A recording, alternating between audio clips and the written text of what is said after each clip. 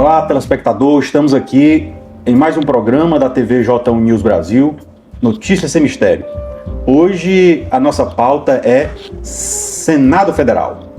Meu convidado é o advogado Cândido Albuquerque. Cândido foi presidente da OAB Ceará, foi reitor da Universidade Federal do Ceará e agora entra aí numa pré-candidatura visando uma possível candidatura ao Senado. Cândido, seja bem-vindo à TV J1 News Brasil. Ok, Jackson, é um prazer muito grande estar aqui na J1 News Brasil para bater um papo com você, falar das complexidades desse país, enfim, e da nossa realidade. É muito interessante, eu fico muito feliz com a oportunidade que você está me dando para a gente poder dialogar com a sociedade cearense, com o povo do Ceará e discutir os temas mais importantes desse país e do Estado. Cândido, eu já citei aqui a sua passagem por duas importantes instituições, que é a Ordem dos Advogados do Brasil, Secção Ceará, e pela Universidade Federal. Também uma grande instituição, não só para o Ceará, mas para o Brasil. O que levou o senhor a agora olhar com esse desafio de pensar em uma candidatura ao Senado? Bom, na verdade, essa candidatura ela foi construída no decorrer do tempo. Eu já prestei serviços em algumas instituições importantes, como você colocou. Fui presidente da Ordem dos Advogados do Brasil, fui advogado, sou advogado até agora, durante 40 anos, e tive uma passagem pela Universidade Federal do Ceará, uma passagem que eu costumo dizer que foi completa. Eu fui de aluno a reitor na UFC. Então eu entrei como aluno, fui monitor, professor, chefe de departamento, coordenador, 8 anos diretor da Faculdade de Direito e 4 como reitor. Então eu conheço bem a realidade brasileira. E mais do que isso, eu acho que o Ceará me preparou. O Ceará me preparou para grandes missões, eu penso assim. E eu sou muito grato com a generosidade que o Ceará teve por mim. E eu acho que é um momento de retribuir. Então, o meu sentimento hoje é de retribuir tudo que o Ceará fez por mim, tudo que o Brasil fez por mim. Basta que você veja que minha formação acadêmica é toda em escola pública. Eu fiz mestrado, especialização, eu fiz bacharelado, especialização, mestrado, doutorado, livre docência. Todos esses títulos que eu tenho foram feitos na escola pública. Então eu acho que isso me traz a responsabilidade de contribuir com o Ceará. Eu já recebi muito, eu preciso dar alguma coisa de volta. E acho que o Ceará passa hoje por um momento, o Brasil de uma maneira geral, mas o Ceará em especial passa por um momento muito difícil. E eu acho que o problema não pode ser resolvido só no Ceará. Tem que ser resolvido no Brasil para que as soluções cheguem aqui. Então, é por isso que eu resolvi entrar na vida partidária, coisa que eu nunca tinha feito, embora meu nome tenha sido cogitado lá em 2018, também para o Senado. Pela generosidade de um querido amigo, Beto Studart, meu nome foi lembrado em 2018, mas não deu certo. Agora, novamente, meu nome foi lembrado e com a candidatura do Ciro Gomes ao governo do estado, eu me senti entusiasmado a participar desse processo. Acho que temos muita coisa a fazer. Agora, doutor Cândido, a sua passagem pela UFC ela foi marcada por muitos embates políticos e institucionais. O que aquela experiência lhe ensinou sobre poder, pressão, funcionamento daquela instituição? Na verdade, o que aquela experiência me ensinou é que a esquerda brasileira não tem propósitos nobres na condução da vida pública. Vou explicar por quê. A universidade estava sob o comando da esquerda, do PT, já há muitos anos. A UFC tinha 65 anos de fundação. Ela foi fundada em 1954. Eu assumi em 2019. E ela tinha uma patente só. A Universidade de Campina Grande, bem mais nova, já tinha mais de 10 patentes. A UFC tinha só uma. A UFC constava nos rankings internacionais depois de 1.200. Muito bem. A UFC era considerada a 11ª universidade do norte e nordeste do Brasil. E eu achava que aquilo era um absurdo. A inteligência do povo cearense, a coragem, a disposição, a vontade de trabalhar, não estava refletindo a posição da Universidade Federal do Ceará. E eu sabia que eu era contra-majoritário. Eu sabia que a universidade estava aparelhada pela esquerda, notadamente pelo PT. Mas eu resolvi enfrentar o desafio. Enfrentei o desafio, fui indicado reitor em 2019 e assumi em agosto de 2019, quando a universidade estava nesse quadro que eu acabei de explicar. Muito bem, 3 anos depois, a Universidade Federal do Ceará era a melhor universidade do Norte e Nordeste do Brasil, graças a uma equipe maravilhosa que eu montei. E aí, quando eu cheguei como reitor, as pessoas que queriam realmente trabalhar pela universidade e não fazer aparelhamento, não fazer militância dentro da universidade, se aproximaram. E eu montei uma super equipe. Porque, veja bem, todas essas conquistas se deram durante a pandemia. Apesar da pandemia, a UFC, que em 2019 era a 11ª do Norte e Nordeste, em 2022 era a melhor do Norte e Nordeste. Aquilo encheu a alma do cearense. Aquilo causou uma alegria, uma vontade de trabalhar dentro da universidade. A universidade se vocacionou para a pesquisa. A universidade cresceu, tanto que quando eu terminei o meu mandato em 2023, a universidade em 4 anos tinha conquistado 46 patentes. Patente é o registro de uma tecnologia, de um novo saber que a universidade cria. Então veja bem, durante 65 anos tinha uma patente. Em 4 anos nós botamos 46. A universidade era a 11ª do Norte e Nordeste. Em 3 anos nós botamos para ser a primeira do Norte e Nordeste. Mas, Mário Tocândio, comparando com a empresa, muitas vezes você vê uma empresa que não está numa situação boa, não está crescendo, não está se desenvolvendo, e muitas vezes se bota a culpa, olha logo para o corpo funcional. Mas quando às vezes o problema está no líder. Está na gestão. Então, o senhor focou aí a questão, porque o problema da UFC era ideologia e tal. Eu vejo também que às vezes pode ser que não, porque eu vejo que os professores da UFC são muito preparados, né? Os alunos que vão para lá, que passam, realmente são pessoas que saem bons quadros. Não faltava realmente um líder para tocar aquela equipe? Exatamente isso que eu estou dizendo. Falta gestão.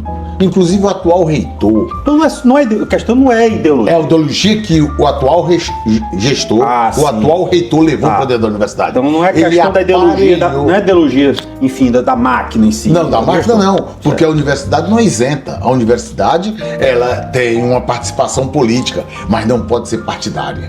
Na hora que você bota um partido político para mandar dentro de uma universidade, ela sofre um prejuízo muito grande. Veja lá, o atual reitor está como pró-reitor, vice-reitor e reitor desde 2010, aproximadamente 2010. Fui pró-reitor de graduação, depois vice-reitor.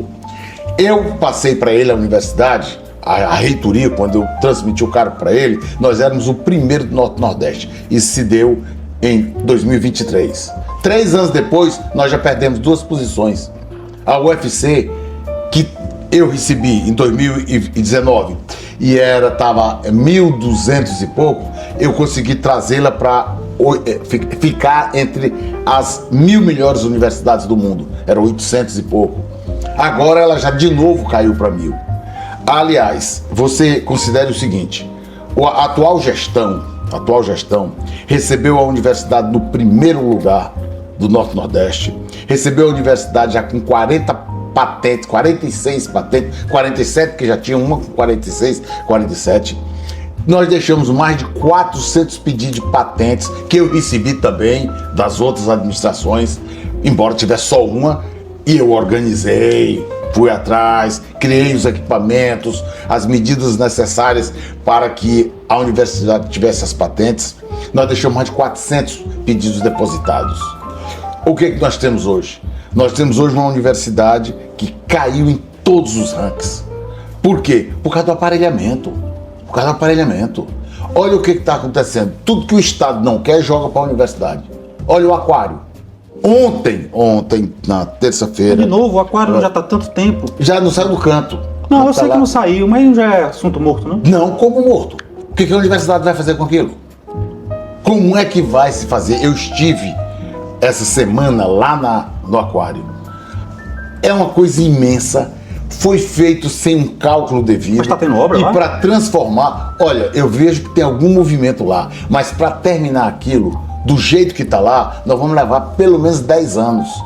Quer dizer, olha a falta de planejamento.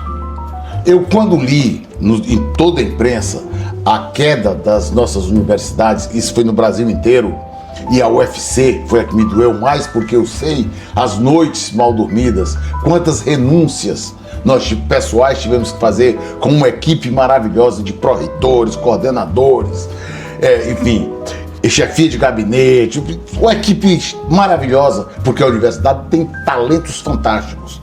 Eu sei quanto custou em 3 anos subir 10 pontos percentuais e ficar no primeiro lugar. Eu sei quanto foi isso. Eu sei quanto custou. Eu sei o que custou em 4 anos registrar 46 patentes, enquanto em 65 tinham feito só uma. Isso fez a universidade, primeiro, ficar entre as 1000 melhores universidades do mundo. Nós éramos a 23ª universidade da América Latina. A primeira do Norte e Nordeste, conquista fantástica. E aí voltou a turma do aparelhamento, voltou a turma da esquerda que não tem planejamento. Eu estou dizendo porque eu acompanhei, eu fui diretor da Faculdade de Direito de 2011 a 2019 e participava dos conselhos da universidade e via a falta de preparo da turma que está aí. Eu agora posso dizer isso. Eu agora posso dizer que eles não estão preparados para gerir a universidade, pelos resultados que foram publicados agora.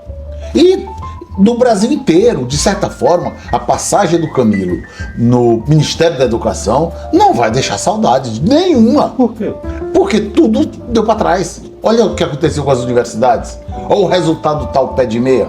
O pé de meia, eu sempre disse que eu acho que filosoficamente ele é equivocado. Eu vejo o pé de meia como um bom projeto. Pois é, e 1 milhão de alunos saíram. Como é que você explica? Se ele fosse bom, ele teria segurado os alunos na escola.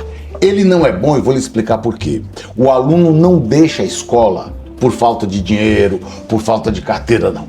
O fator fundamental para um aluno deixar a escola é ele não acreditar que a escola vai melhorar a sua vida, que a escola vai mudar a sua vida. Isso é do conhecimento público. Na universidade é a mesma coisa. Os cursos onde você tem uma grande retenção e uma grande evasão, ou seja, reprovação e abandono da escola, são aqueles em que o aluno não vê uma chance de empregabilidade. Ele acha que ele não vai mudar a vida dele, que não vai ficar melhor. Então ele tanto demora para fazer um curso que era para ser de 4 anos, ele fica lá 8 anos, como abandona. Nos cursos que há uma cobrança maior, que há um direcionamento acadêmico mais posto, e normalmente esses cursos onde há grande evasão são cursos dominados por posturas ideológicas e tal. Nós precisamos afastar esse debate partidário da nossa universidade. Em nenhum lugar do mundo a universidade é isenta, mas em nenhum lugar do mundo a universidade é partidária como no Brasil. Olha a tragédia que se abateu sobre a universidade brasileira nos últimos 3 anos. Nos rankings, as universidades despencaram. O prejuízo disso para a ciência, para a tecnologia, para os jovens desse país, para o desenvolvimento do país. Um país hoje, o mundo hoje está dividido entre os países que produzem tecnologia e os que compram tecnologia. Os países que produzem tecnologia, eles produzem nas universidades. São as patentes que são feitas. No momento em que a última pesquisa internacional mostrou que as universidades brasileiras caíram gravemente, 45 universidades despencaram, e principalmente por falta de pesquisa, mostra que o MEC estava desconectado da realidade, completamente desconectado da realidade. Aí o MEC vai lá e faz o pé de meia. E no âmbito de atuação do pé de meia, nós tivemos 1 milhão de alunos a menos. Qual é o resultado disso? O que eu posso concluir disso? Que o pessoal, primeiro, eu acho que para o MEC tem que ir alguém que seja professor, que conheça pedagogia, um pouco de educação, de administração escolar, né? É preciso ter uma certa vivência, não basta ser político. Então, eu acho que o prejuízo que nós tivemos na educação brasileira nos últimos 3 anos, nós vamos levar 15 anos para recuperar. Mas assim, o senhor está falando da universidade em si, né? Porque a educação ela é feita não só da universidade, né? Existe o fundamental, o ensino médio. Que é o mais importante. Mas assim, no geral, pelos os índices que eu vi, a educação na gestão do Camilo, ela, no geral, cresceu. Não, eu não sei onde você viu isso, porque, veja bem, o índice que se usa no mundo é o PISA, para o ensino fundamental. O ensino fundamental é a base. Fundamental é a base. No Brasil, nós só avaliamos os nossos alunos. O IDEB também funciona, mas o PISA, para você fazer uma avaliação internacional, porque não adianta você se comparar, dizer que o Ceará é melhor do que o Rio Grande do Norte, que o Ceará é melhor do que a Bahia. E o Brasil no mundo é o quê? Você está comparando o quê com quem? Esse é que é o problema. Então, quando você pega o PISA, que todo mundo conhece, que é o grande ranking internacional do ensino fundamental, da educação, nós só ganhamos dos países subsaarianos. A educação pública brasileira é avaliada de forma trágica. E isso não melhorou nada.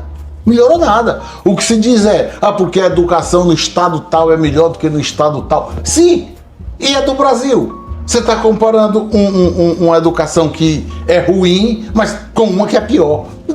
Isso não importa. Nós temos que pensar o seguinte: a educação é o caminho para se resgatar a injustiça social desse país, as desigualdades, para você dar oportunidade. Na verdade, a grande maneira de você fazer justiça social é dar uma educação de qualidade para todos, porque aí todos sobem. Quando você dá uma educação, como no Brasil, que você tem uma escola privada de altíssima qualidade no ensino fundamental, inclusive no caso do Ceará, a escola privada dá show no ITA, que é a melhor o centro universitário que nós temos no Brasil, lá em São Paulo, nos cursos de eletrônica. Tá vindo pra cá. Tá vindo pra cá, mas eu estou falando dos cursos de eletrônica, mecânica, São José dos Campos. Então nós temos uma escola privada no Ceará, por exemplo, que concorre com as melhores de São Paulo e ganha. Bota mais gente no ITA, no IME, do que a de São Paulo. Quando você vai para a escola pública, tragédia. O nosso amigo. Absoluta. A comprovação dessa tragédia começa na hora que você tem que criar cotas. Porque quando você cria cota, que no Brasil é importante, mas inclusive não está bem trabalhada, precisa ser reestudada, precisam ser reestudadas as cotas, porque não faz sentido, por exemplo, os colégios militares fazerem parte da cota. Na minha avaliação. Onde a pessoa tem mais condição de mais. As melhores escolas têm. A escola dos bombeiros do Ceará é muito boa, da Polícia Militar é muito boa e a do Exército é também muito boa. São 3 escolas maravilhosas, mas eu acho que elas deviam para concorrência aberta e não para as cotas, porque só entra nesses colégios quem já tem um privilégio.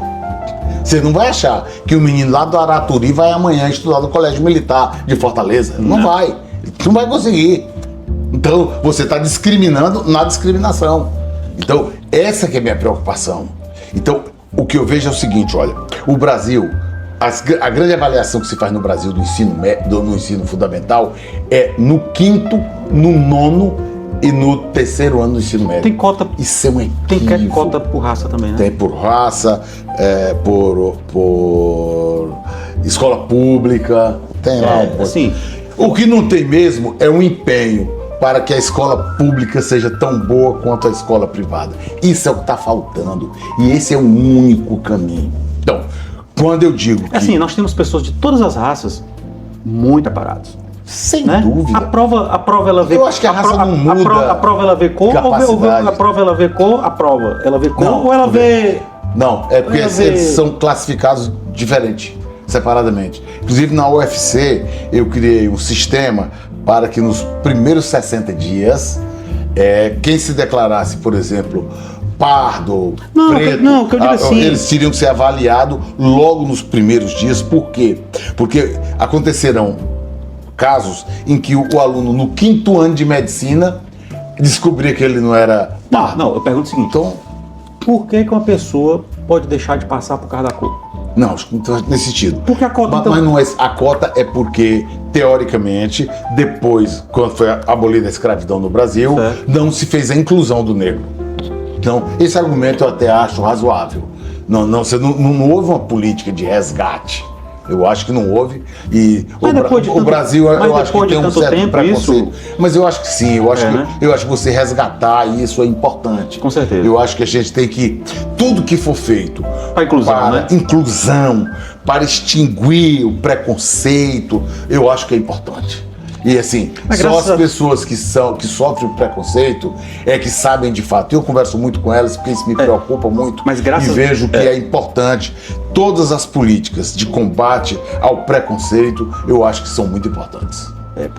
Mas graças a Deus ainda, o Brasil é um país que essa questão de preconceito ainda é muito menor do que outros. Muito menor do que outros. O americano, né? Graças a Deus o brasileiro ele convive, né? Ele sabe conviver, sabe respeitar. Sabe ser tolerante. Eu acho que nós temos que ter tolerância na vida, né? Para tudo que a gente faz na vida, a gente tem que ter tolerância.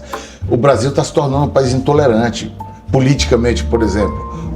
O Brasil todo é um país fanatizado.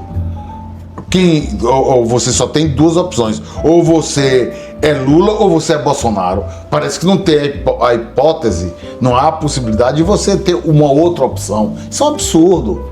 Eu acho que nós temos que permitir que as pessoas manifestem as suas opiniões, as suas ideias. E você pode discordar, mas não precisa por isso atacar a pessoa. E hoje o que a gente vê é isso. Eu participo de muitos debates e é comum você levantar uma tese e ao invés do seu oponente atacar a sua tese com ideias, ele lhe ataca pessoalmente. Ah, mas você foi isso, você foi... Calma, meu amigo, peraí. Então, eu acho que o Brasil precisa romper essa barreira da intolerância que hoje está muito forte no Brasil. Mas só para concluir a questão da educação. Então, eu acho que o Brasil precisa ver a sua educação com seriedade. Olha, o ensino fundamental e o ensino médio no Brasil precisa ser redesenhado. O que está aí na escola pública não serve, não está dando os resultados que se espera. E o caminho para se resgatar esse país, para que se combata as desigualdades, é a educação de qualidade. Você não pode permitir a evasão de 1 milhão de pessoas, por exemplo, do ensino médio, tendo um programa que foi feito para combater a evasão. Sinal de que esse programa foi feito equivocadamente. Então, eu acho que está na hora de tirar os militantes da educação e colocar pessoas que sejam técnicos. Técnicos que eu estou dizendo assim, pessoas que conheçam, que estudem o problema. Na UFC, quando eu cheguei como reitor, eu percebi o seguinte: nós tínhamos grandes pesquisadores, mas nós não tínhamos um ecossistema para a pesquisa. Não tinha. As bolsas eram mal distribuídas, os laboratórios estavam caindo aos pedaços e nós fomos criar esse ambiente para a pesquisa, um ecossistema para a pesquisa. Olha o resultado: 65 anos, uma patente, em 46. Hoje nós temos mais de 100 já. Porque nós vocacionamos a universidade para a pesquisa. Porque eu sabia que, tendo uma boa pesquisa, você tem bom ensino, você tem boa extensão, você tem bom empreendedorismo e você tem boa inovação. Agora, eu estou na universidade desde 1977, eu estou lá dentro, administrando, eu conheço. Quer dizer, o Ceará me preparou para enfrentar essas questões. Mas a questão da educação, que eu só aponto aí, não é questão do governo atual, é questão que vem já há muitos anos, né, de vários governos, e que eu vejo que precisa fechar para balanço. Pois é isso que eu estou falando, olha. O que se dizia a vida inteira é que o atual governo mudaria a educação. E se fez campanha em cima disso. Eles estão aí desde 2003, melhor dizendo, foram eleitos em 2003. Foi o que melhorou na educação pública? Nada.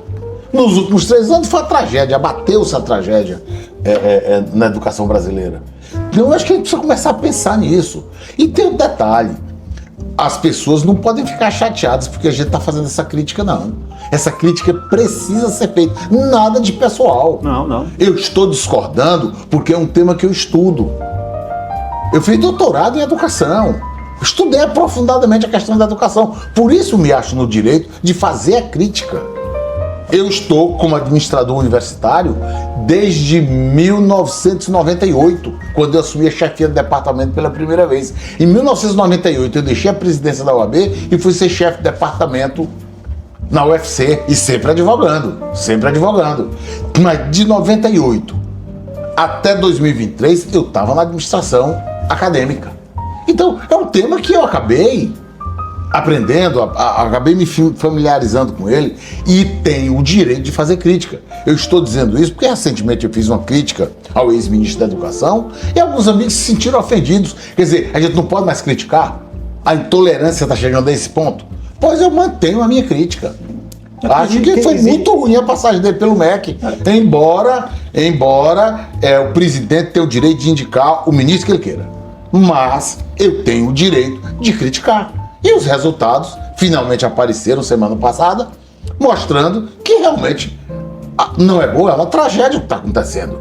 E na educação isso não pode acontecer. Isso representa um atraso no desenvolvimento do país, aumenta as desigualdades, as injustiças. Educação é a salvação sob todos os aspectos.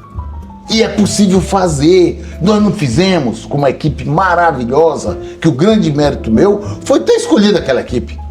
Porque é fácil você identificar dentro da universidade pessoas maravilhosas. Mas também se você quiser pegar pessoas que querem só fazer militância, que não estão interessados em trabalhar seriamente, também você encontra. Mas, assim, eu já disse com relação à passagem do Camilo, eu vejo... Ele fez um bom trabalho, na minha visão. Eu vejo índices nacionais, né, que o Brasil cresceu na educação, na gestão do Camilo. E também, na questão do Estado aqui, a educação estadual também tem crescido, tem melhorado. Pois é, tem melhorado, mas tem melhorado a que ponto?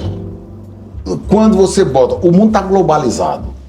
Quando você bota o Brasil, a educação brasileira está entre as 100 melhores do mundo? Não está. Então, está entre as 50 melhores do mundo? Não está. Então, qual é a vantagem disso? Chega uma tecnologia aqui, você não tem mão de obra para ela, você tem que importar a mão de obra porque você não prepara aqui. Deixa eu te dar um dado. Você sabe qual é a classificação do Ceará na formação de capital humano, que é a preparação da pessoa para o trabalho? Isso com o índice do IBGE. Eu depois vou lhe passar o dado, vou lhe passar por WhatsApp. 19º lugar. Nós perdemos para o Rio Grande do Norte aqui. Ou seja, nossa educação é a 19ª na formação de capital humano, ou seja, no preparo da pessoa para o trabalho, no mundo que a tecnologia está de ponta. Aí você vai lá para baixo, Santa Catarina é 1º lugar, Paraná, Rio Grande do Sul, Brasília está no 4º lugar, aí nós estamos no 19º lugar, abaixo do Rio Grande do Norte, por exemplo. Nós ganhamos do Piauí, de alguns estados do Norte. Que maravilha é essa da educação? Porque o grande problema é a publicidade que se faz. E se faz internamente. Quando chega um ranking internacional, como o da semana passada, a máscara caiu para todo mundo. Só um dia, a máscara caiu. Por quê? Porque as nossas universidades afundaram. Se as nossas universidades afundaram, significa dizer que o atraso se fez presente no país. E é preciso corrigir. Eu tenho conversado. O próximo governador, eu quero conversar com ele sobre educação fundamental. Sobre como é que nós vamos preparar os nossos alunos do 1º ao 3º ano do ensino médio. Do 1º do ensino fundamental ao 3º do ensino médio. Porque eu tenho algumas ideias sobre isso e acho que hoje, com a tecnologia que nós temos, é fácil você montar um programa pedagógico que dê qualidade. A França fez isso na década de 70, a Coreia fez isso no final da década de 60, todos eles cresceram. O que era a Coreia no final da década de 50, começo da década de 60? Nada. E a Coreia viu que a educação era o caminho para o desenvolvimento. A Coreia estabeleceu um programa lá que em 4 anos, todos os alunos, Coreia do Sul, todos os alunos deveriam, depois de 4 anos na escola, ler um texto, ler e interpretar um texto de média complexidade e fazer as 4 operações com números fracionados. Você acha que um aluno hoje da escola pública do Ceará faz isso? Faça o teste. E é muito simples, faça como todo país está fazendo, vamos avaliar ano a ano. Um aluno só pode sair de uma turma para outra, de um ano letivo para outro, do primeiro para o segundo ano, do segundo para o terceiro, se ele tiver as competências do ano que está terminando. Você faz uma provinha rápida. Hoje que nós temos internet, você faz rapidamente, corrige. Se não está, qual é o problema? Vamos ver o que está faltando. É o professor que não está à altura? É a metodologia que está equivocada? Mas ninguém discute isso. Fica só fazendo publicidade. Só para a gente encerrar esse bloco sobre educação. Diante dessa onda de empreendedorismo, de pessoas imediatistas, que querem ganhar seu dinheiro logo, isso tem gerado evasão? Não, do ensino superior? Pelo contrário. As pessoas querem logo empreender, ganhar dinheiro? Pelo contrário. Alguns sim, porque eles já são preparados. São os caras que são gênios. Tem os gênios que entram e no terceiro ano, por exemplo, no curso de tecnologia de informação, fazendo informática, sistema, etc., ele já acha que já desenvolveu um sistema que vem por não sei quantos milhões. Bill Gates é um exemplo, né? O cara da Apple é outro exemplo. Então são os caras que não terminaram os cursos. Mas onde é que eles entraram? Stanford, Harvard. Entraram na universidade de ponta. Então, eu acho que não. Pelo contrário, eu acho que está atraindo as pessoas para a universidade. A possibilidade de mudar a vida rapidamente aponta para o portão da universidade. É lá que você vai aprender. É lá que você vai se preparar bem. A universidade, e eu falo da UFC, onde os talentos, melhores talentos do Brasil estão presentes, e mostrou isso, de 2019 a 2023, mostrou. Porque eu sempre penso o seguinte, se nós tivéssemos ficado mais 4 anos, nós estaríamos concorrendo, certamente, com uma das melhores universidades do Brasil. Eu não tenho dúvida disso. Se em 3 anos nós saímos do 11º lugar do Norte-Nordeste para o primeiro, com mais 5 anos, que são 4, eu nunca pensei em ser reitor mais do que um mandato, porque eu tenho um outro projeto. Tanto que sou pré-candidato ao Senado, porque eu quero contribuir. Mas eu acho o seguinte, esse período que eu fiquei na universidade me permitiu conhecer a grandeza da comunidade acadêmica da UFC. É maravilhosa. O que está faltando é gestão. Gestão está faltando. Muito. Eu assumi a UFC em 2019, tinha 53 obras abandonadas. Algumas abandonadas de 2009, mas a maioria de 2011, 2012, 2013. Até o campus de Tapajé, eles passaram um cadeado na porta. Eu inaugurei tudo, só ficaram 2 obras que eu não terminei, porque eu não tive dinheiro por causa da pandemia. Mas eles não falam tanto em sustentabilidade. Eu recebi a universidade e ela não tinha nada de sustentabilidade. E nós recebemos, aliás, como prêmio, uma verba para botar energia solar.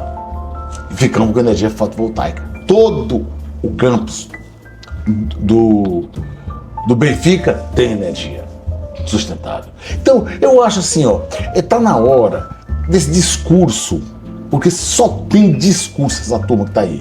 E eu estou muito magoado, porque eu não posso aceitar que façam o que estão fazendo com a UFC. Mas vamos virar o disco, vamos logo ao que interessa. Bora. Né? Na sua avaliação, o Senado perdeu o protagonismo nos últimos anos? Completamente. O Senado perdeu mais do que o protagonismo. Ele perdeu porque historicamente o Senado ele era composto de quê? De ex-governadores. De homens intelectualmente preparados. Você imagine Afonso Arinos, Pedro Simão, pessoas que já chegavam com uma bagagem, aqui do Ceará, né? Tasso Gereissati, quem era mais? Virgílio Távora. Olha os nomes que nós mandávamos para lá. Olha os nomes que o Brasil colocava no Senado. E hoje? Hoje não há mais debate nenhum. Hoje elege um TikTok, o Cleitinho de Minas Gerais, que era só filmando. Que inclusive ele está sendo preterido lá para ser candidato porque ele não tem estrutura para comandar o governo. É lógico. Então veja você o seguinte, o que acontece hoje. Hoje o Senado, pelo despreparo da maioria dos seus senadores, existem bons senadores, a gente não pode negar isso, só que é um número muito pequeno. Essa é a responsabilidade da população. O Senado perdeu o protagonismo, perdeu o seu lugar na República. Resultado disso, como ele deixou de cumprir as suas funções institucionais, o Brasil entrou em colisão interna. Ou seja, os poderes entraram em colisão e alguns se desvirtuaram. Olha a crise que vivemos hoje no Supremo Tribunal Federal. Hoje as pessoas falam do Supremo Tribunal Federal e eu vi uma entrevista daquela Danielle Lima, uma repórter. Sim. Né, do UOL. Ela falando de forma debochada do Supremo Tribunal Federal. E eu imaginei o seguinte, isso só está acontecendo porque o Senado não cumpriu a sua obrigação. Porque existem alguns ministros que não estão à altura do cargo. Portanto, eles precisam ser exonerados pelo Senado. Eles precisam sofrer impeachment. E ser excluídos. E o Senado precisa recusar o nome dos amigos do Lula, porque Lula já mostrou que quer aparelhar o Supremo, e tem aparelhado. E deu até certo. Ele saiu da cadeia para a presidência da República, pelas mãos do Supremo. Então, mas e o preço disso? A maneira como as pessoas hoje estão se referindo ao Supremo Tribunal Federal me causa uma angústia, porque eu sei a importância do Supremo Tribunal Federal. Não se tem democracia sem uma justiça forte, respeitada. Não se preserva o Estado democrático, o devido processo legal, sem uma justiça acreditada. E olha o que nós estamos vendo hoje. Olha as denúncias que nós estamos vendo hoje. A esposa de um ministro tem um contrato de 129 milhões, recebendo 3 milhões e 600 por mês. Ela não consegue explicar que serviço estava prestando para justificar aquele valor. E no dia que o camarada que deu o maior golpe no Brasil, o maior golpe bancário no Brasil, está sendo preso, que é o contratante do escritório da mulher, ele mandou uma mensagem para o ministro. E aí resolveu a questão. Que questão um ministro do Supremo tem para resolver para o Bocaro? Um cara que corrompeu a República. Aí você olha na outra ponta, tá o Toffoli sendo sócio de um taiaiá, que também o pagamento envolve uma empresa do Bocaro. Ele usa o avião para ir para um jogo em Lima, como advogado de uma das empresas. O Supremo Tribunal Federal... Não é isso, o Supremo Tribunal Federal que nós queremos, não. O Senado é culpado disso. O Senado, constitucionalmente, é responsável pela fiscalização do Supremo Tribunal Federal. Está na Constituição. Está na Constituição. E quando você faz cálculo, eles estão tão mal acostumados que quando você faz uma crítica como essa que eu estou fazendo, aparece logo um ministro para dizer: estão atacando o Supremo. Pelo contrário, eu estou defendendo o Supremo. Corrigir o mau comportamento eventual de um ministro é defender o Supremo. Então, eu acho, isso é que me anima a ir para o Senado da República. É poder chamar os ministros e dizer: olha, os senhores não estão à altura do cargo. Porque o Supremo é muito importante para a democracia, para o Estado democrático de direito, para se fazer justiça social. E se instaura o impeachment, que está na Constituição. O Senado é o único órgão que pode fiscalizar o Supremo. E não ter cumprido esse papel. E nossa democracia está afundando. O Supremo já não é referência. Eu às vezes converso com alguns magistrados, desembargadores, juízes. Eles estão indignados com o que está acontecendo no Supremo. Não podem dizer, obviamente, entendo perfeitamente. Ainda bem que as instâncias inferiores, que eu digo inferiores assim, os tribunais regionais, os tribunais de justiça, as justiças de primeira instância, não estão agindo, não estão seguindo, na maioria dos casos, o exemplo do Supremo. Porque, olha, isso é uma glória para nós. Quer dizer, é uma grandeza saber que os nossos tribunais, mas até quando os nossos tribunais estão mantendo a postura ética. Claro, tem um desvio aqui, outro ali, a gente tem visto aqui no Ceará mesmo, tivemos uma operação 150 e já se ouve falar em algumas coisas atualmente, mas de uma maneira geral, as instâncias abaixo do Supremo estão muito melhor que o Supremo, inclusive no imaginário popular. E quando o trabalho deles é para ser muito fácil. o guardião da Constituição. Mas você, sem dúvida, mas você não viu. Mas ele virou uma terceira casa legislativa. Com certeza. Culpa do Senado. Absoluto. Ele invadiu as competências do Senado e o Senado nunca fez nada. E da Câmara também. Da Câmara. Mas a Câmara não pode processar o ministro do Não, Supremo. eu estou falando a questão de inércia. Né? Mas quem tinha que reagir era o Senado da República. E você viu agora essa semana o ministro Mauro Campbell, que é o corregedor-geral do CNJ, reclamando do salário que ele recebe. Ele recebeu nos últimos 3 meses. Ele recebeu em março 122 mil. Teve um que estava recebendo 1 milhão por mês, né? Mas vamos pegar o corregedor-geral. Certo. É o homem que deve fazer a correição da justiça. Ele deu uma entrevista em Lisboa, debochando mesmo do salário dele. Dizer que não era altura do trabalho que ele fazia. Num país que as pessoas vivem de Bolsa Família, num país que as pessoas ganham um salário mínimo que não chega a R$2.000, quando os abatimentos ficam ali em torno de 1.500. Ele recebeu em março 122 mil, em abril 127 mil, em maio 141 mil e achou pouco. Não pode continuar ministro. Não tem como. Não é possível que alguém ganhando essa fortuna toda esteja achando que esteja ganhando pouco. O Brasil não tem como manter esse tipo de ministro. E o ministro é o corregedor-geral do CNJ. E o brasileiro corre muito para ganhar o seu dinheirinho, para fazer o quê? A famosa poupança, porque amanhã vai envelhecer, né, e tal. E os magistrados não, aquele dinheiro é para a vida toda. Você veja bem, o que nunca vai faltar. O que o corregedor do CNJ ganhou no mês de maio é o que 90% dos brasileiros querem poupar durante toda a sua existência. E ele está insatisfeito. O Senado tem que tomar atitude diante disso. Nós precisamos reequilibrar o Brasil. Precisamos redesenhar a ética no serviço público. Nós temos que fazer isso. O país não aguenta mais viver dessa forma. E você tem um Senado com as prerrogativas que tem, não cumprindo a função. E, aliás, o Senado, além de prerrogativa, tem muita mordomia. Precisa diminuir também as mordomias. Não tem porquê um senador ter todas as mordomias que tem. Vá nos outros países para ver se eles têm. Não tem. Não, tá tudo errado. Tem muita coisa em questão em relação à mordomia de senador. Existe muita fantasia também, né? Mas que tem. Mas não é o que muitas vezes as pessoas por aí propagam. Às vezes as pessoas dizem, assumiu um dia como suplente, você tem um salário a vida toda. Não é isso. Mas não estou falando disso, não. Eu estou falando do senador que está regularmente no cargo. Mesmo assim, o regulamento do cargo não tem salário para a vida toda. Não tem. Não, o que ele tem hoje, ele tem para a vida toda, que é o plano de saúde. Plano de saúde, mas depois de 6 meses, né?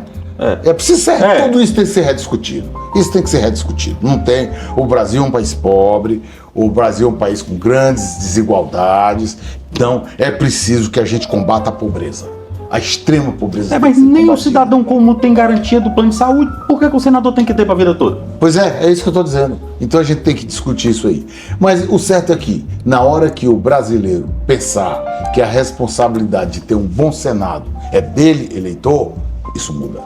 E é isso que a gente está tentando propor. É essa discussão que tem que ser colocada. Esse é o debate que tem que ser colocado. Qual é, para o nosso telespectador entender? Qual é o real papel de um senador? Em primeiro lugar, ele tem um poder moderador. Tanto que, para ser senador, a Constituição exige que ele tenha mais de 35 anos. E dá a ele atribuições como, por exemplo, só vai ser ministro de um tribunal superior se for aprovado pelo Senado. Alguém só pode ser embaixador se for aprovado pelo Senado. Então, o Senado tem muita força. E o que você vê hoje no Senado? Chega o orçamento da União. Por exemplo, vai chegar o orçamento de... E diferente dos deputados que representam a população, os senados representam os estados. Né? Então, chega o orçamento da União lá. Você não vê no Senado da República um debate sobre, por exemplo, você vê cá, que dê a verba aqui para financiar o pequeno agricultor, que dê a verba aqui da saúde para que as mulheres não fiquem 8 meses na fila para fazer uma prevenção de câncer. Como é que está a educação aqui? O que nós vamos fazer aqui na reciclagem dos nossos professores? Não, a discussão é só as emendas parlamentares. Quem é que vai mandar para fazer uma ponte ali, uma estrada ali? Isso é importante. Mas cadê o contexto disso? Cadê o contexto? No fundo, o senador acaba e o deputado mandando dinheiro para um prefeito que depois vai apoiá-lo para ele se reeleger. Isso não pode ser assim. E esse debate estrutural, holístico do orçamento tem que começar no Senado. O Senado é que tem que chamar e dizer, não, peraí, ó, chegou o orçamento aqui. O mundo inteiro gasta 0,2 ou 0,3 do PIB com o judiciário. O nosso é 1,3. Onde é que está errado aqui? Vamos ver o que estava de errado. Bora organizar aqui. Nós precisamos de um judiciário ágil. Um juiz tem que ser tratado com toda a dignidade, tem que ganhar bem, mas certamente não 1 milhão por mês. Não 140 mil por mês, porque o país não aguenta. Mas tem que ganhar um salário digno, porque ele exerce uma função muito importante e nós precisamos dele independente, preparado, bem para fazer os julgamentos. Você não vê esse debate no Senado? O Senado deixou de ser a caixa de ressonância da República. Os grandes temas não passam mais por lá. Não há esse debate mais. As coisas são feitas normalmente assim. O presidente da Câmara se reúne com o presidente da República, 2 ou 3 ministros, e manda um projeto de lei. E aí se aprova, como o Alcolumbre aprovou a alteração da resolução que regulamentava o aborto de crianças estupradas. Eu não estou dizendo que sou a favor nem contra. Era um tema a ser debatido. O país precisava debater aquele tema. Precisava e não tem. Eu costumo dizer o seguinte, Jacques. Eu não acredito que se me tornar senador da República, o Alcolumbre tenha coragem de me pedir um voto para ele ser o presidente do Senado. Eu não acredito que ele tenha. Porque ele hoje não me conhece. Mas ele iria tentar me conhecer e saberia que eu jamais votaria nele, pelo histórico, pelo passado dele.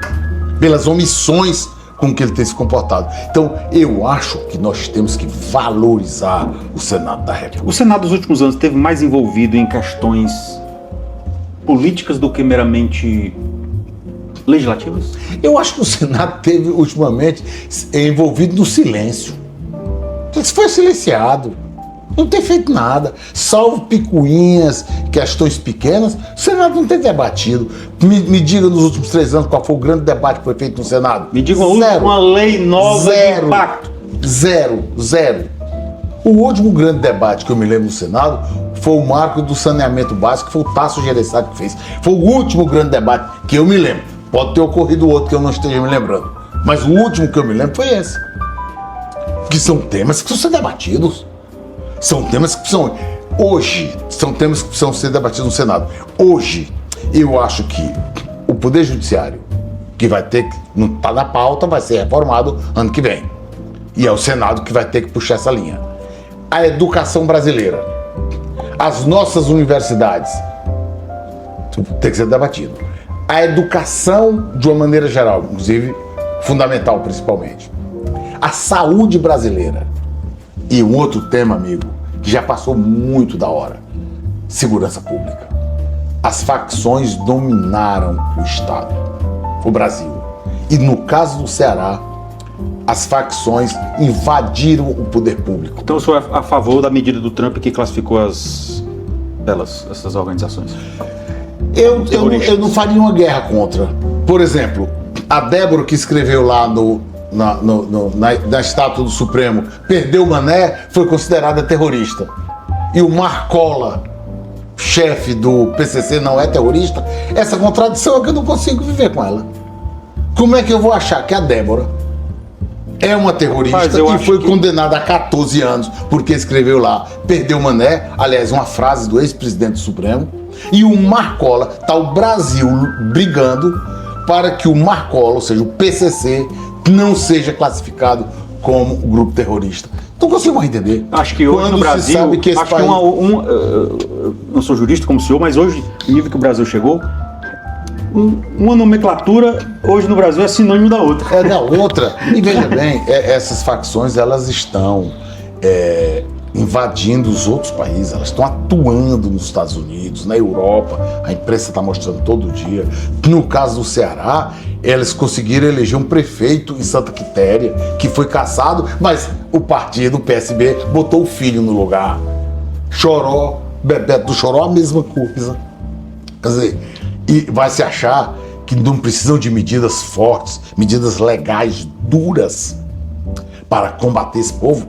O povo está entrando no poder público.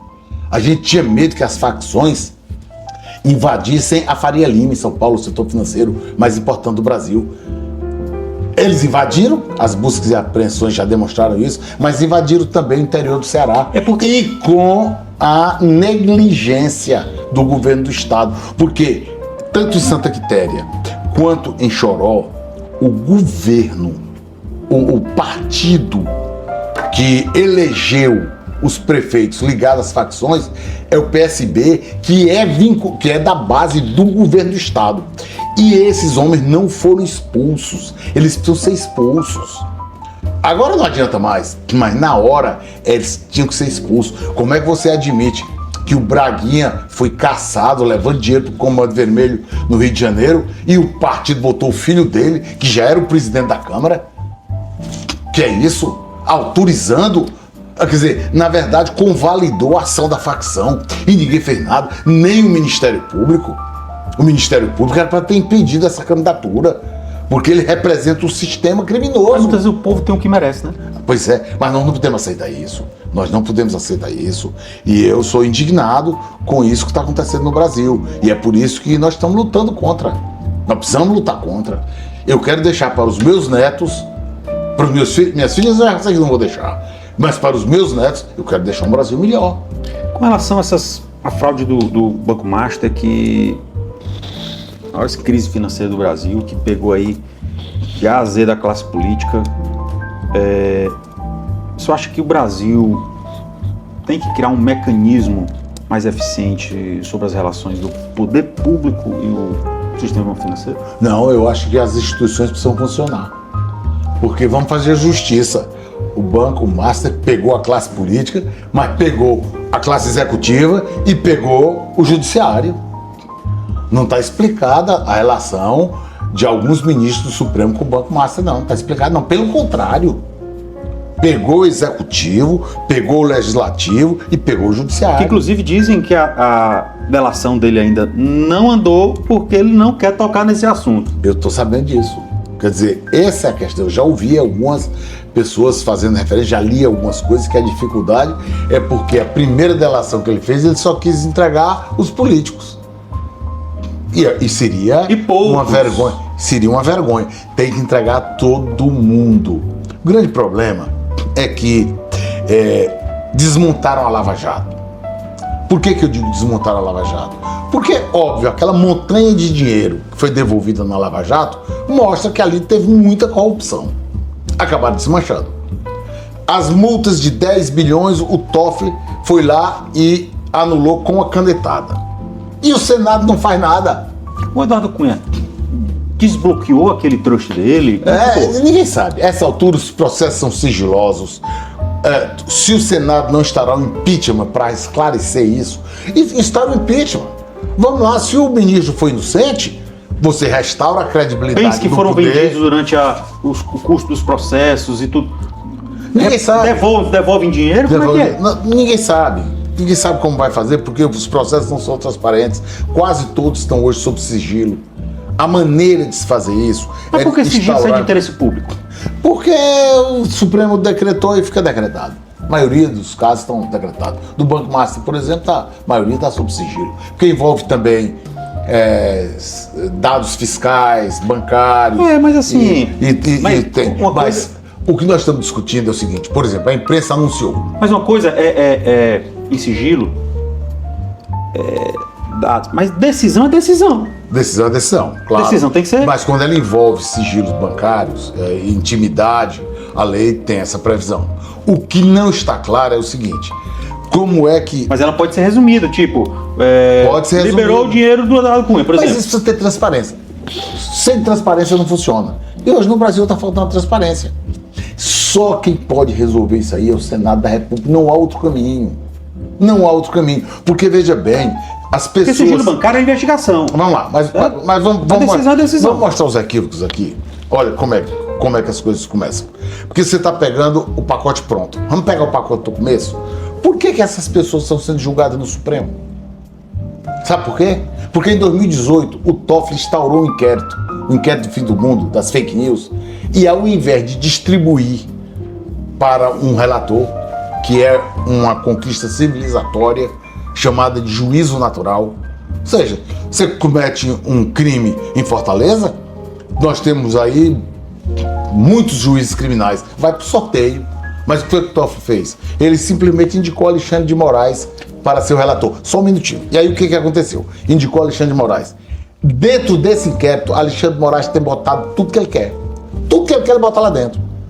Violando. Inclusive coisas de interesse pessoal dele. Também, o Talhaferro, por exemplo, Eduardo Talhaferro, denunciou Alexandre de Moraes e ele está julgando. Ah, quebra de sigilo das receitas. Também. Interesse direto. Também. É mais um caso. Então, veja bem, o erro é estrutural. Não adianta a gente ficar procurando num canto ali e no outro, não. Como é que aquela Débora escreveu lá, perdeu o mané, foi julgada no Supremo Tribunal Federal? Era para ser julgado num juizado de pequenas causas. Ah, não, mas é terrorista. E aí voltemos, o PCC não é. Quer dizer, vocês estão de brincadeira. Quer dizer, estão de brincadeira com a gente. Aquele caso ali foi muito complexo, né? Porque... Não, complexo não. Foi injusto. Não tem. Aí se criou uma narrativa. A ação que fizeram foi muito... As cenas são muito fortes, né? É o conjunto ali. Houve um quebra-quebra, sem dúvida nenhuma. Como já teve antes. Eu não estou entrando no mérito. Por que eu não entro no mérito? Eu não entro no mérito porque eu acho que aquele processo tinha que ser julgado por um juiz imparcial, jamais pelo Alexandre de Moraes, porque ele se dizia vítima, dizia que no plano do golpe ele seria assassinado. Então eu não quero entrar no mérito, eu quero que um juiz imparcial julgue, e se alguém tentou um golpe, que seja condenado, mas seja assegurado um julgamento imparcial. Agora, eu não posso aceitar que nesse bolo se bote. O devido processo legal existe para você separar o joio do trigo.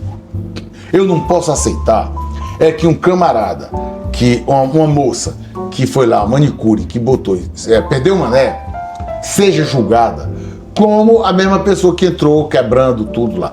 E quando o MST invadiu a Câmara e fez a mesma coisa, alguém disse que era terrorismo?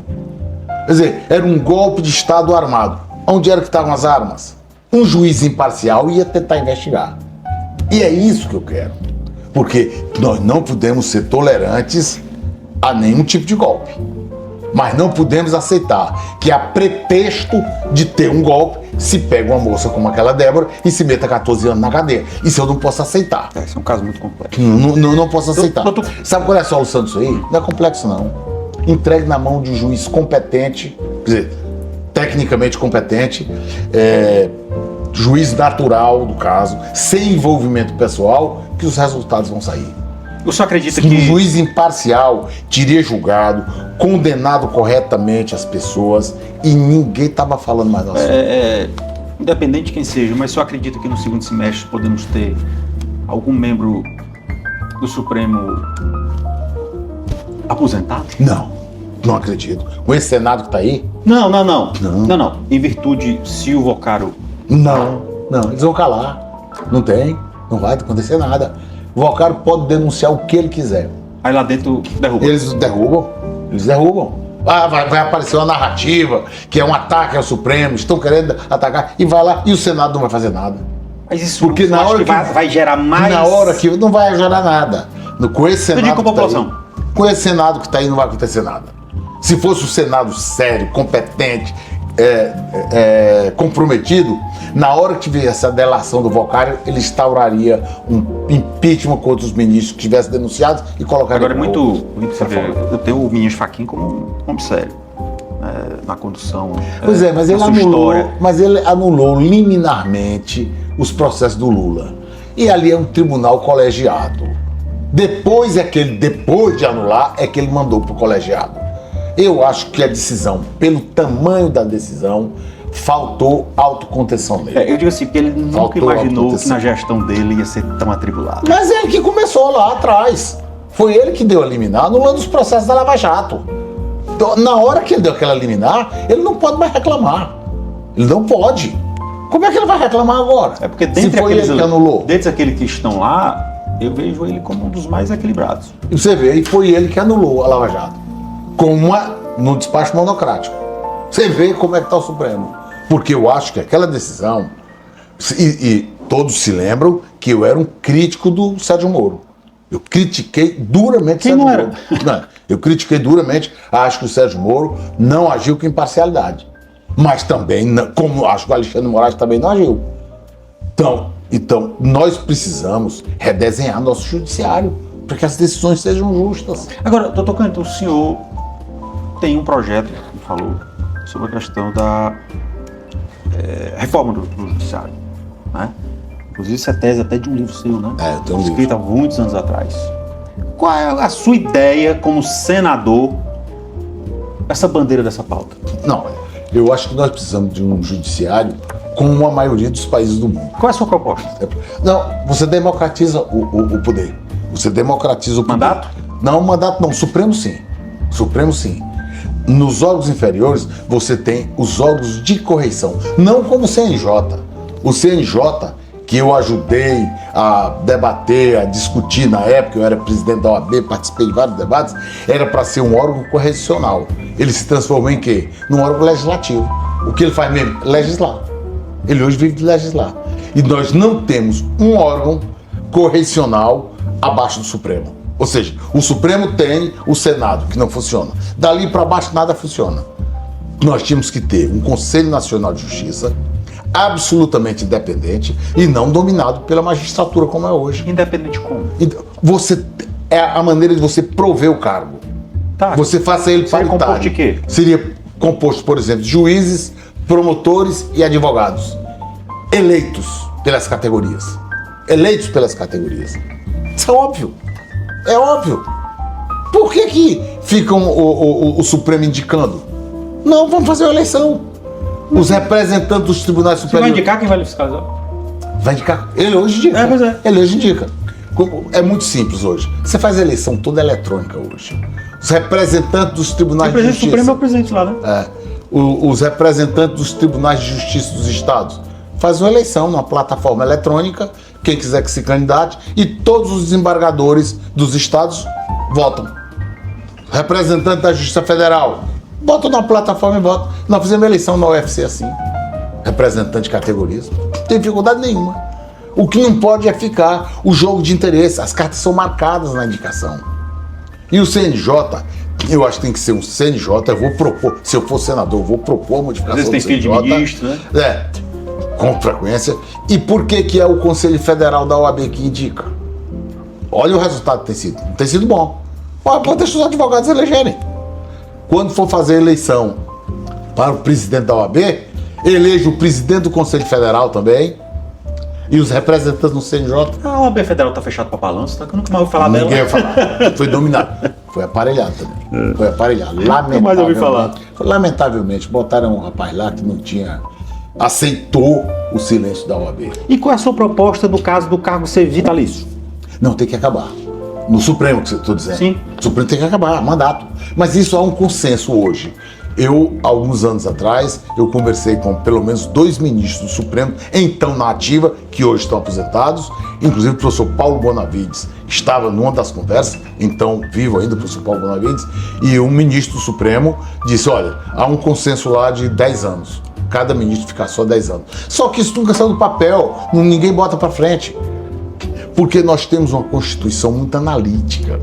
A nossa Constituição não é principiológica. Ela trata muito individualmente de cada fato.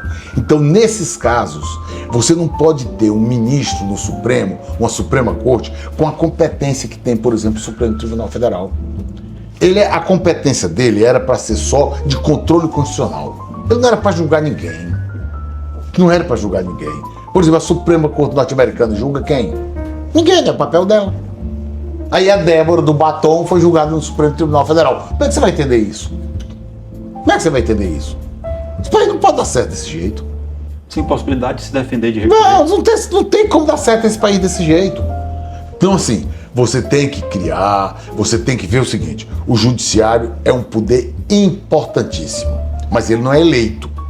Então você tem que criar mecanismos de aferição da sua legitimidade, do seu desempenho. Precisa ter órgãos de controle, órgãos de correição da justiça, independentes.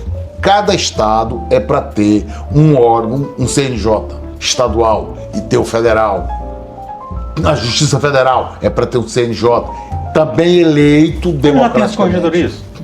Corregedorias tem, elas funcionam? Não, né? A gente sabe que não. A gente tem certeza que não. Se funcionasse, se nós temos corregedoria, o corregedor do Conselho Nacional de Justiça está insatisfeito com um salário de 140 mil. É esse o corregedor que tem corregedoria, tem ouvidoria e nada. Precisa, as instituições precisam funcionar. E qual é a sua opinião sobre o quinto? Olha, hoje eu estou muito duvidoso. O quinto precisa ser muito bem discutido. Muito bem discutido. Porque nós temos alguns exemplos ruins, mas eu acho que nós precisamos democratizar também. Tudo é porque é carta marcada no Brasil. Porque é muito importante um advogado experiente, levar a sua experiência para o tribunal é importante. Mas aqui, abre uma vaga, você já sabe quem é a pessoa que está dentro de um processo que vai ser o indicado. Isso é que precisa acabar. Isso é que precisa acabar. Tem um grupo que está bancando... Não, peraí. Vamos fazer eleição direta. Os advogados do Ceará, todos eles vão votar para eleger o representante no quinto. Não é fazer lista sexta para a OAB reduzir para tríplice, para... Não, acabou. Acabou isso. Bota democraticamente. A categoria, os advogados do Ceará, todos eles vão eleger o representante do quinto. No Ministério Público, também, não tem que ser conselho, não. Tem que ser todos os representantes do Ministério Público, indico. Você democratiza o espaço. Você democratiza. Isso é que nós temos que discutir. Mas esse debate não chega no Congresso Nacional. Não tem ninguém levando esse debate para lá. E esse debate que eu quero levar. É esse o debate que eu quero levar. Porque estamos chegando ao final do nosso programa.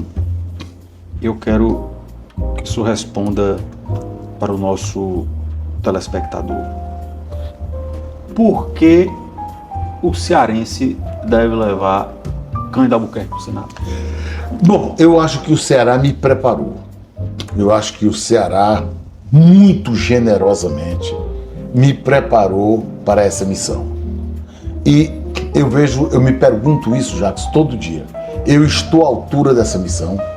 Eu me submeto a esse debate todo dia. E acho que o Ceará, de forma muito generosa, me preparou. Aqui eu fiz o bacharelado, aqui eu fiz a graduação em Direito, estudei mestrado, doutorado, fui presidente da OAB, reitor, advoguei durante 40 e tantos anos. Então, sou um homem de uma vida pública há mais de 40 anos e não precisei me defender de nada até agora, porque eu nunca fui acusado. E acho que é o momento para eu devolver ao Ceará o que ele fez por mim. O Ceará foi muito generoso comigo. Eu não preciso mais de nenhuma conquista pessoal, eu não preciso. O Ceará já me deu tudo. Olha que coisa maravilhosa. Que sentimento de gratidão eu tenho pelo Ceará. O Ceará já me deu tudo. Eu não preciso mais conquistar nada. Eu agora preciso devolver ao Ceará o que eu recebi dele. Tudo o que ele fez por mim. Nós falamos aqui vários assuntos da educação, a questão institucional. No Senado, o senhor será mais de enfrentamento político ou institucional? Institucional, claramente. Claramente. Mas eu acho que você não separa totalmente uma coisa da outra. Não tem como. Mas, obviamente, quem for o presidente da República vai saber que não faz conchavo, porque se tentar fazer, eu denuncio. Porque nós vimos, eu pelo menos tenho acompanhado ele. Eu não aceito que nada seja feito que não de forma transparente. E vou lutar por essas causas. Porque a oposição, em certos casos, não sei se vai ser oposição ou situação, né? Ninguém sabe como é que vai dar o pleito. Mas, muitas vezes, existe uma crítica simplesmente para fazer um corte de parede social, mas aquele senador, ele não tem a solução, ele não entende do assunto, né? Ele simplesmente quer jogar. Mas aí você tem as comissões técnicas, você tem... Não, eu tô querendo falando da responsabilidade do senador. Se ele vai criticar alguma coisa, ele tem que fazer uma crítica construtiva. Você perguntou, você disse que não sabe se eu serei oposição nem situação. Eu serei as duas coisas. No que tiver certo, eu serei situação. No que tiver errado, eu serei oposição. E certamente, na reestruturação do judiciário, da educação, da saúde e da segurança pública, eu certamente serei oposição.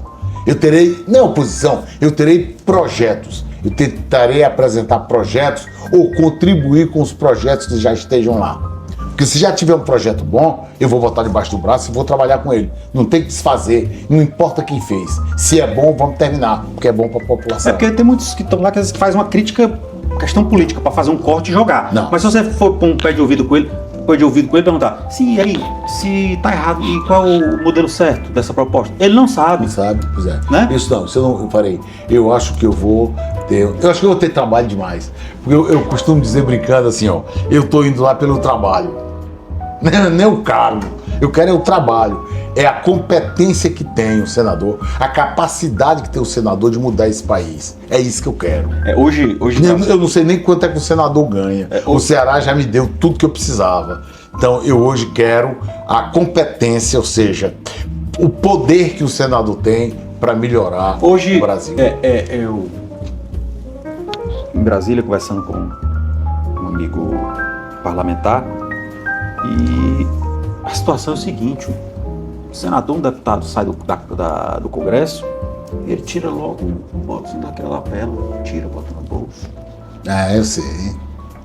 Porque ele tem vergonha do que muitos têm, muitos. Certo? Mas existem muitos bons senadores e muitos bons deputados. Se ele entra no avião e alguém conhece ele, assim, um amigo mesmo, aí chega, senador, deputado, senta aqui, homem, não fale que eu sou, não, diga não.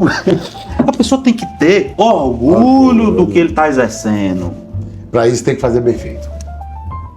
E é o que nós vamos fazer. Entendeu? Ele tem que ter orgulho.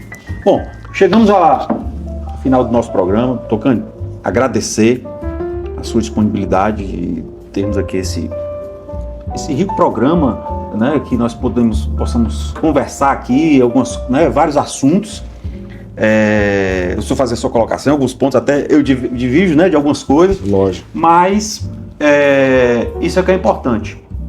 É o debate saudável para que a população realmente receba um conteúdo de qualidade, né? Não é uma entrevista vazia, né?